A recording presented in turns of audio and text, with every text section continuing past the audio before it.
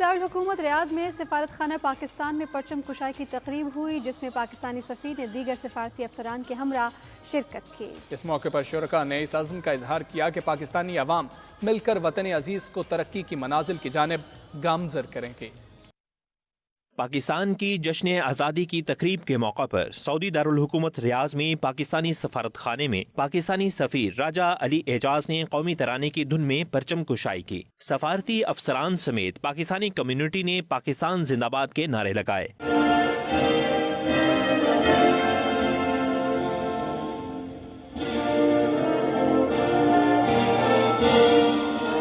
تقریب میں صدر پاکستان عارف الوی اور وزیر اعظم عمران خان کے پیغامات بھی پڑھ کر سنائے گئے۔ اس موقع پر پاکستانی سفیر راجہ علی اعجاز نے کہا کہ یوم آزادی کا دن ہمیں پاکستان کو اقوام عالم میں بلند مقام دلانے اور معاشی ترقی و خوشحالی کے علاوہ باوقار قوم بننے کا درس دیتا ہے، تاکہ ہم مل کر پاکستان کو ترقی کی منازل کی جانب گامزن کریں۔ میں پاکستان کے 74ویں یوم آزادی پر اپنے ہم وطنوں کو دلی مبارکباد پیش کرتا ہوں۔ ان کا مزید کہنا تھا کہ پاک سعودی تعلقات نہ صرف تاریخی ہیں بلکہ ہمیشہ ٹھوس اور مضبوط بنیادوں پر قائم رہیں گے۔ اوورسیز پاکستانیوں کا کشمیر ایشو کو اجاگر کرنے میں اہم کردار ہے۔ بھارت کشمیریوں کے حقوق کو پامال کر رہا ہے، اس لیے ضروری ہے کہ اقوام عالم کشمیریوں کو بھارت کے ظلم و جبر سے نجات دلائے۔